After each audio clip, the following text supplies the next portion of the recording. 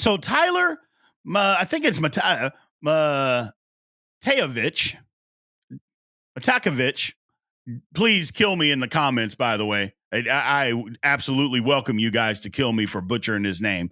I've said it about 15 different ways. I have no idea which one's right. I tried to listen to people online. 4 different people all said it 4 different ways. Okay, what are we going to do here? Bottom line is Dirty Red. Let's call him Dirty Red. Signs back with the Steelers. Now, the one thing about Dirty Red, he's got 8 years in the league. He was drafted by the Steelers, play in the 7th round. He was here 4 years, goes to Buffalo for 4 years. The one thing about it is he's a special teamer. He's only had 1 career start. I don't know, man.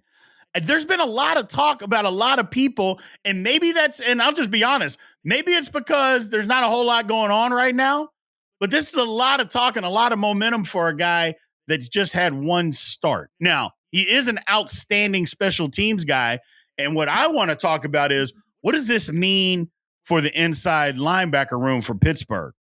Like, I would say his direct competition is Mark Robinson. Is who's going to make the team there?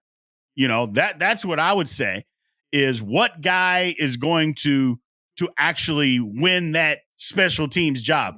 I can't believe the Steelers are going to keep 5 inside linebackers. One of my main things with Cole Holcomb, what does that mean with him? I think that it means that Cole Holcomb is not ready to play. Look, they keep asking Omar Khan. They keep asking Mike Tomlin. What about Cole Holcomb? And they are given the vaguest answers that you can think of. And I think it's because they know he's not going to be ready to play. And I don't think it's like you've heard reports about week 1. I think it's going to be the first 6 weeks. I really do. I mean, we saw the injury that he had. We saw how bad it looked. It didn't look like just your normal ACL injury. It didn't look like that at all. And that's what I think. There is way more going on with that knee, and he's just unfortunately not going to be ready because Cole Holcomb, when he was playing last year, he played pretty well. You know, he ran across the field. He was making tackles in coverage, running across the field, filling gaps, stopping people at the line of scrimmage. I mean, he played well. I mean, take a look at this little video that we got up here. I mean, he did some things, man. He just did. He was a difference maker. Now, I do think that Peyton Wilson is better than him. I do believe that when Peyton Wilson gets up to speed, I think him and Patrick Queen make a better tandem, but that doesn't mean Cole Holcomb can't play football, people. It doesn't mean that. But unfortunately, he's injured. And I don't believe that he's going to be able to play, like I said, for the first 6 weeks. That's why I believe Dirty Red is back. He brings some depth. Although he only has 1 career start, this isn't a knock on Dirty Red. This is just a fact, Steeler fans. Dirty Red's in our starting lineup. Again, I've said this about a couple of things already today. Yeah, we're in trouble. We're in trouble.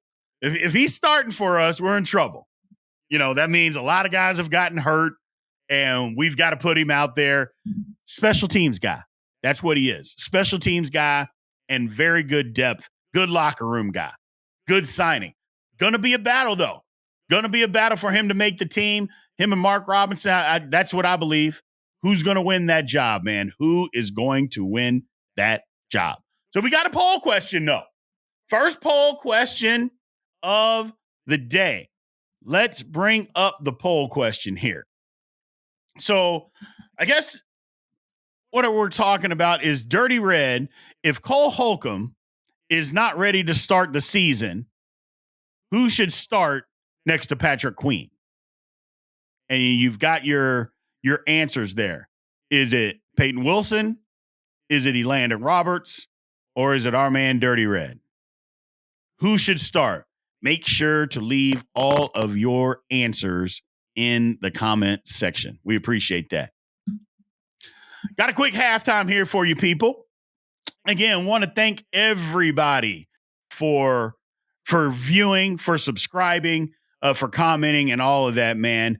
First thing is the supers are wide open, and that is one way that you can support the show.